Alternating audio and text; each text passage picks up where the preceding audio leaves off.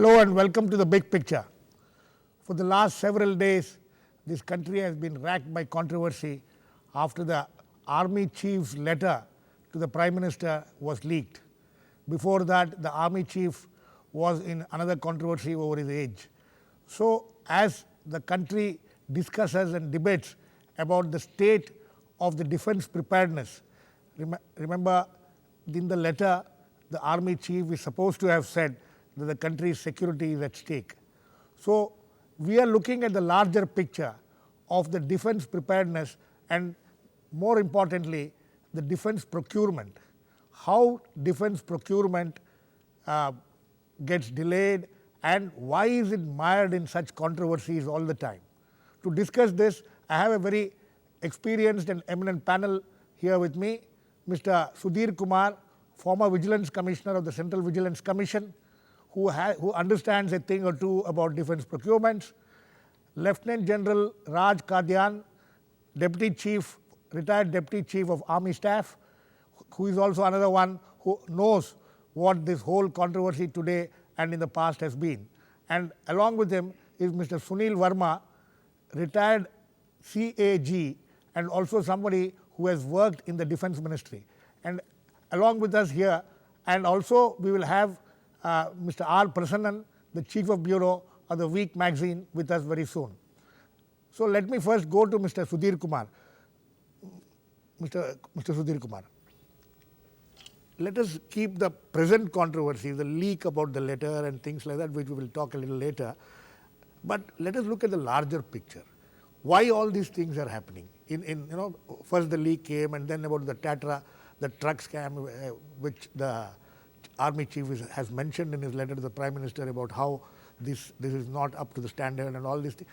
Essentially, we are talking of defense procurements and the inordinate delay which is caused in buying anything concerning defense. Why does this happen?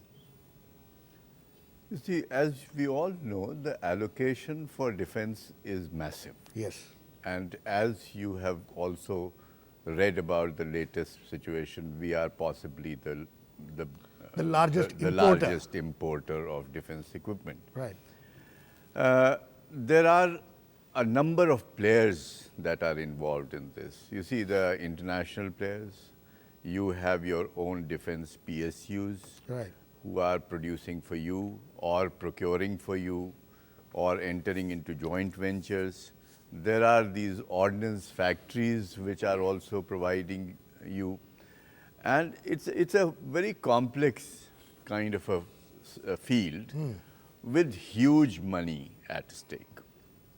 So it's a big challenge as to how to procure in time, maintaining due transparency and fair play in the procurement process. right, Not permitting the leakage of the public funds, which is where the allegations come. Yeah.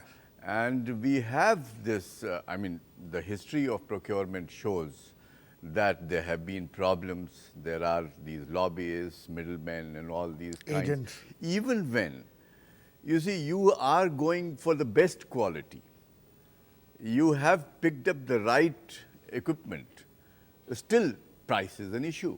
Yes. And you see, escalation of prices or padding of price, the cost, makes it all very suspicious. Right. How to deal with this? Then it's a very complex situation. So how do you deal with it? Of course, as I understand, the Ministry of Defense has been able to lay down very elaborate instructions right, through the Defense Procurement Manual. We will come to that a little Yeah. later. Let me first go to Mr. Prasannan. Prasannan, if you can hear me. Hello. Yeah, you can hear me. Okay. Yes, Girish, I can hear you. Prasannan, this whole the present controversy started off with the so-called leak of the letter of the army chief. You think this is something what the army chief has written in that letter? Is there anything new? In fact, it is more than the content or the leak of the letter. It is the timing of the letter that has created the controversy. Absolutely. In fact, if the letter had been written and if the content of that letter had been leaked in some other context, I don't think there would have been so much of a controversy. Because if you look back, these kind of letters have been sent by virtually all the retiring chiefs.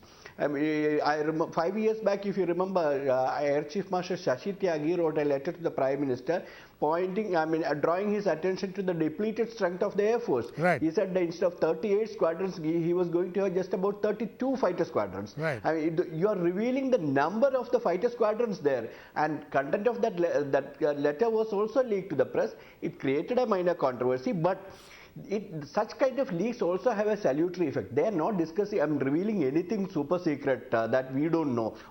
I think virtually all the media people who are covering defense regularly have been writing about it. So the this is so-called experts have been discussing these issues. So this is not seminar halls something, even, Prasannan, and even on TV. Prasannan, this is not something which let's say for the Chinese or the Pakistanis is something a new revelation for them. Absolutely no. In fact, the Chinese and Pakistanis, I would say, know more about the deficiencies in our defense services than what has been revealed in this particular letter. Okay. This letter is basically to draw the attention of the political leadership to certain crippling problems that the chief or the army itself has been facing, and to which they have been trying to draw the attention of the government. Right. Maybe it did not work earlier and all that. So before leaving, he would also write to the Prime Minister that this is the kind of state of the army that I am leaving behind. Right. Please try to do. Right. I'll come back to you. To improve the I'll come back to you. I'll come back to you, Prasannan. General Kadyan. So a big deal is being made out of this letter. According to Prasannan, this is something which happens with every retiring chief writing. But the issues which have been raised there, for instance, about that the truck deal and several other issues which have come up, So these are real issues, right? So how, and as Mr. Sudhir Kumar was pointing out, the entire process of defense recruitment, defense procurement becomes so long drawn.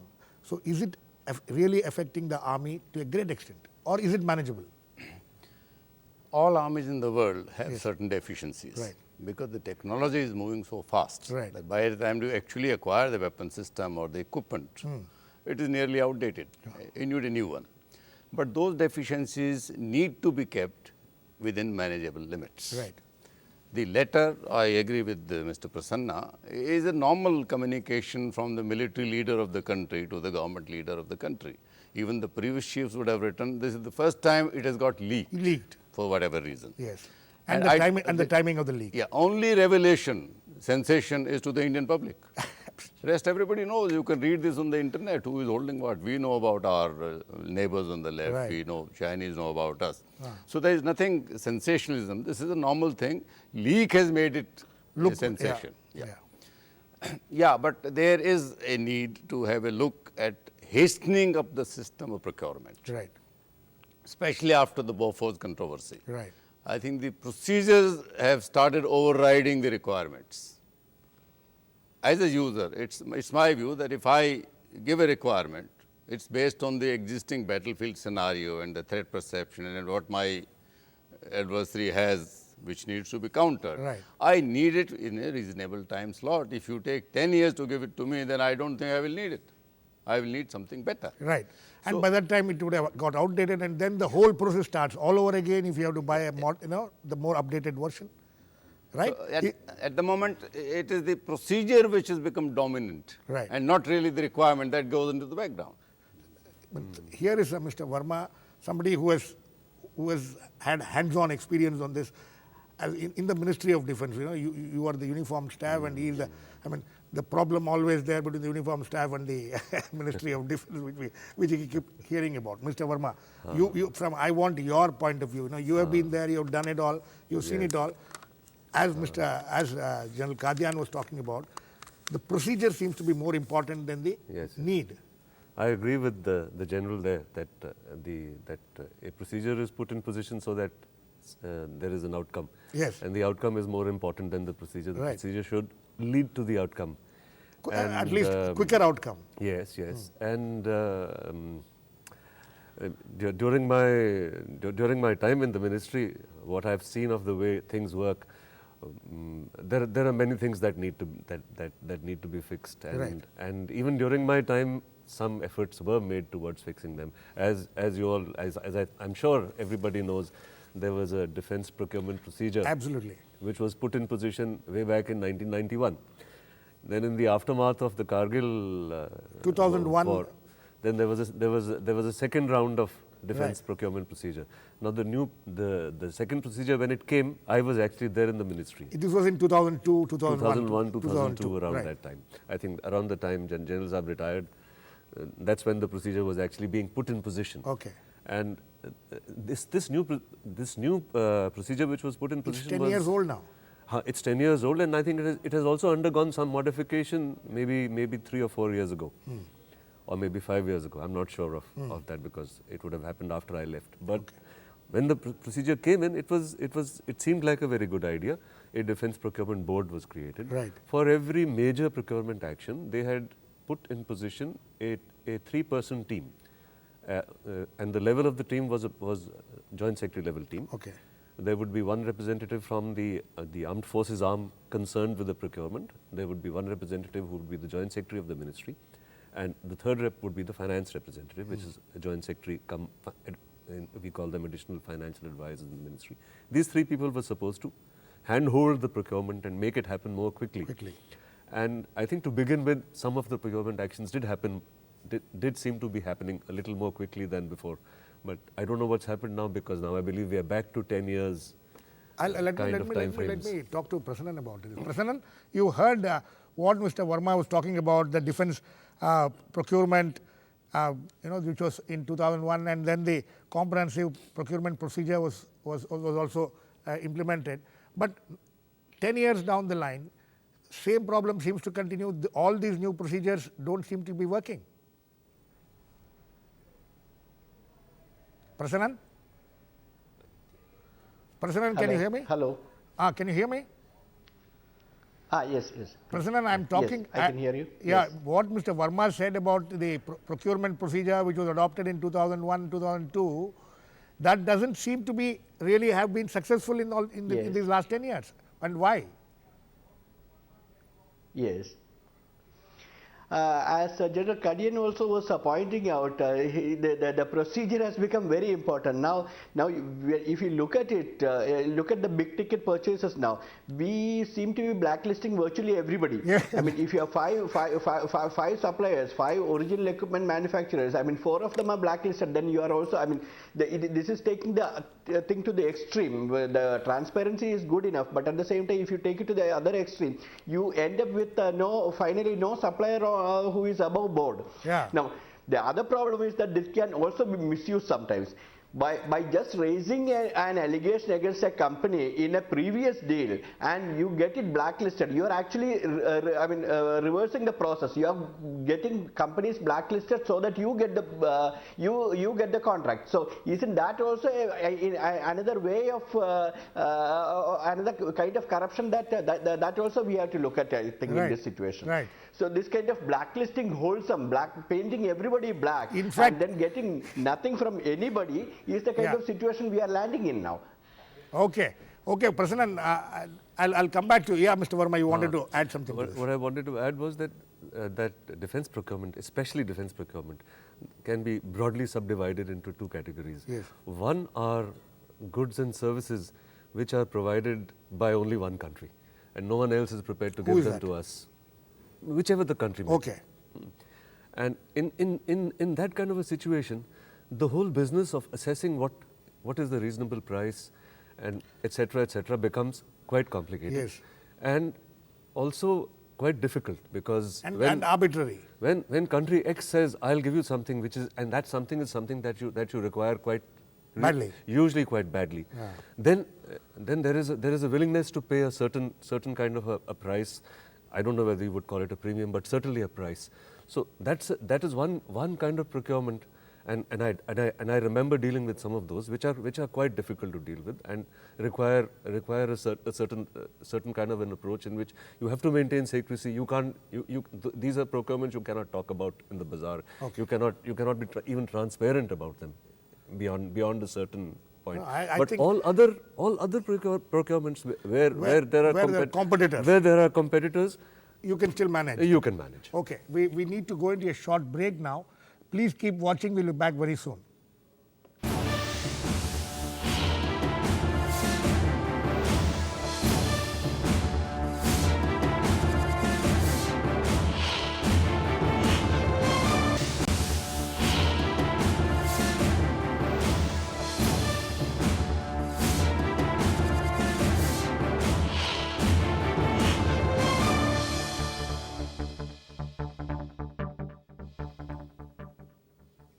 Welcome back. We are discussing the defense procurements and why it keeps getting mired in controversies.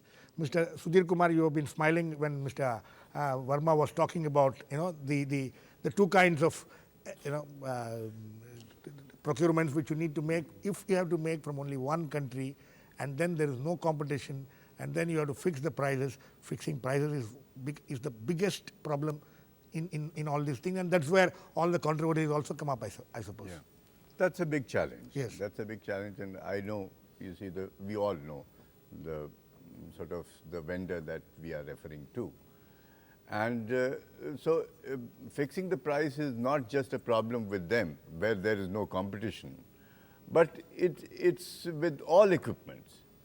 I mean, if there are 2 or 3 vendors, there is a So how is it dealt with? Do you see any transparent way of dealing with it? He says that being transparent is also difficult in these matters. No, it's very difficult. Ah. It's very difficult, and you see many in this kind of a situation, where is a single vendor situation, many decisions are taken Arbitrarily. or they also involve political decisions. Yes. Absolutely. They have to be taken at political level. Right. But and you see, diplomatic issues are involved. But if we talk of the conventional procurement process handled through the board, then what are the problems?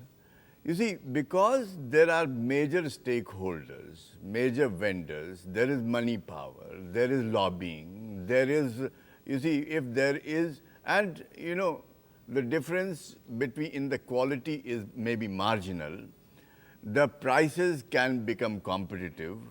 So, you see, the malicious, obstructive, obnoxious complaints, you see, trying to derail the process. Right. Also is there, and there is the money power which is at play.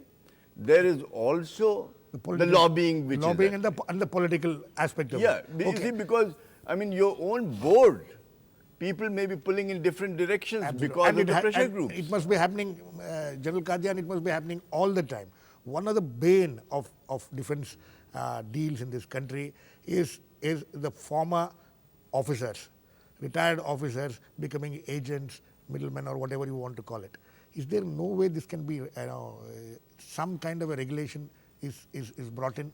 I think regulation is already existing. Yes. The fault, if at all, lies in the implementation. Yes. Regulation is already there that no service officer within 2 years of his retirement can take up a job with a private company unless he takes permission from the government. Right. Now, I'm sure if how much of that is followed or violated? A lot of violation. A lot of violation. It is happening. And government has no way of dealing with this issue? Well, the thing comes to light. I'm sure the government can take some action, but maybe 90% don't come to light. No, but even when you know, it needs the willpower to do. Okay, yeah, Mr. Verma. I don't think that's where the problem lies. Yeah. Quite honestly, it's okay. There may be the odd of either armed forces or civilian officer who may take up this kind of an assignment, but the real problems are much more systemic in the sense of, first of all, here is a ministry which procures goods and also supplies goods.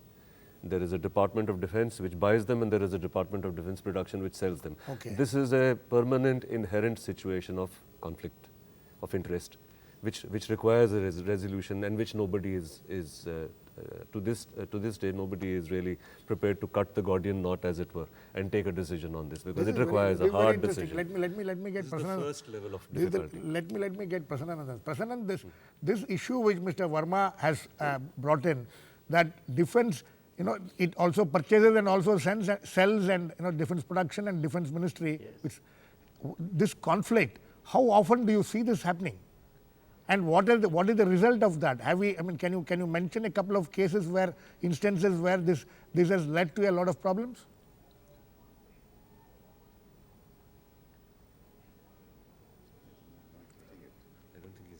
Hello. Prasannan, can you hear me? Prasannan. Hello. Yeah. Hello. Prasannan, can you hear me? Okay, Yes, I can. Yes, I okay, can hear you now. okay, Prasannan, I am asking. Mr. Verma was talking about this dilemma between the defense where the defense is also the buyer and also the seller, where defense production, Department of Defense Production sells, and Yes. so there's a lot of conflict there, which leads to a lot of complications. Have you noticed this, and can you give me some instances where this has been brought to light? No, defense procurement and the buyer and the seller being the same, or the user being the same, that kind of a situation does not arise. But I would like to flag another point here Right. about retired officers joining private companies and allegedly lobbying for contracts and all that. We have to, there is a very thin line only here, because yes, lobbying is a wrong thing that is being done, if at all. After an officer retires and he goes into a private company and lobbies for equipment and all that, or getting contract. But at the same time, suppose somebody has been a good tank commander and his expertise in tank electronics, what is wrong if a private company makes use of it, or a supplier makes use of it? In fact, most of the private of the ex-defense employees who are joining private companies that we see around today are also, most of them are above board also. We have to look at it that way. Absolutely. It's not all No, we are not. that No, we everybody can't. is going out I to agree. private companies and lobbying for Right, equipment. Prasannan, I agree. We cannot paint everybody in the same brush. There is no doubt about it. But Mr. Sudhir Kumar, this is a problem. This actually, as Mr.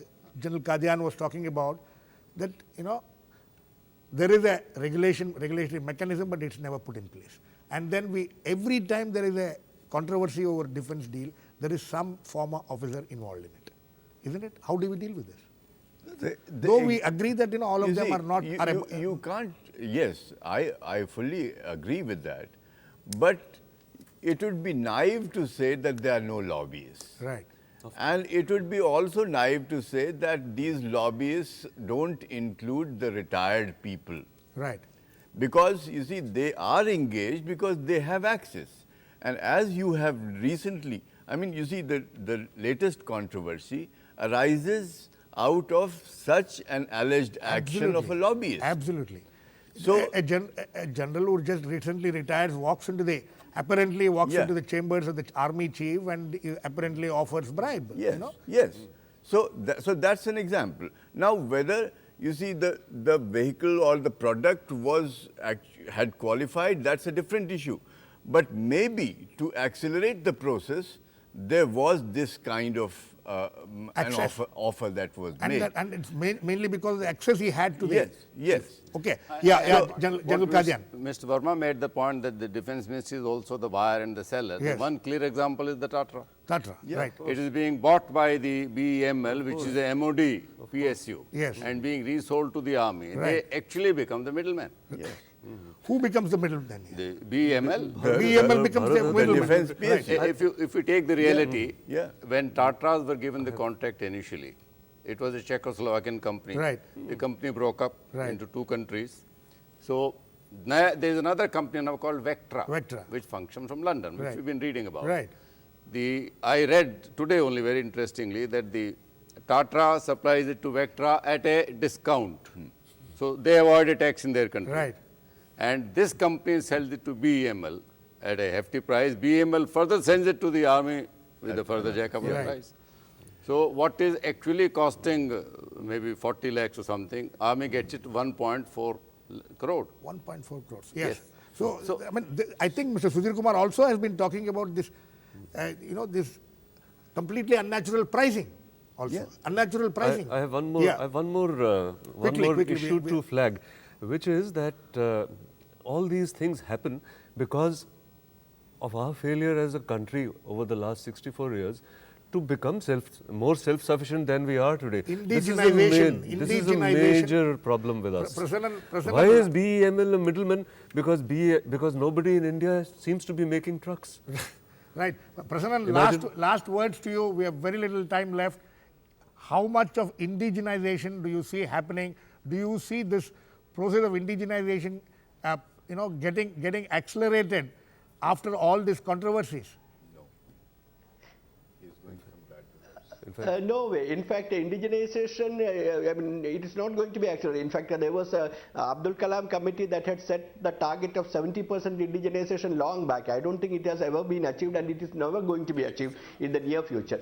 And the other problem also is that indigenization per se, I mean, if you are looking at pure indigenization, that is kind of, I mean, it's an ideal situation, but it's not going to happen in this kind of a world in which we are interdependent on technologies. I mean, why should we reinvent the wheel here when somebody else has invented it and we can buy it at a cheaper price? But it is are not we to negate the importance of indigenous research here. We have to continue on the research. Okay. The Prasannan. indigenous research is not just to make products and induct them, but also to bargain with the other countries. When somebody Right, else is absolutely. not giving you the tank that you want tomorrow, So you day have after something- tomorrow you should be able to make the tank. It is Thank you. basically to Okay, build Prasannan. capabilities.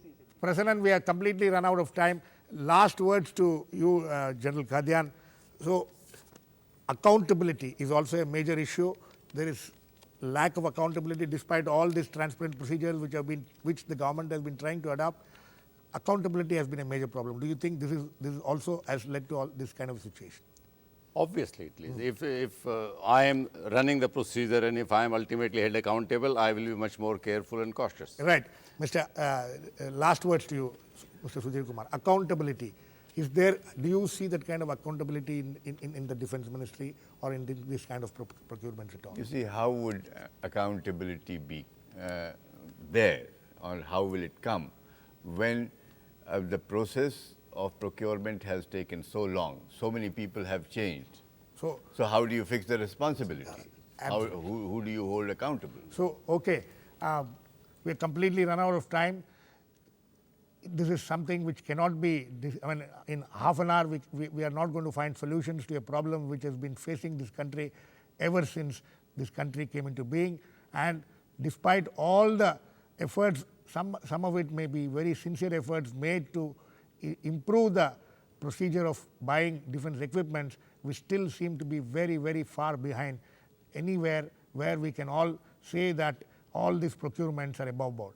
Thank you very much for watching. Thanks to all my guests, Mr. Sudhir Kumar, Lt.Gen.Raj Kadyan, Mr. Sunil Verma and Prasannan. Please keep watching. We'll come back with another issue on the big picture.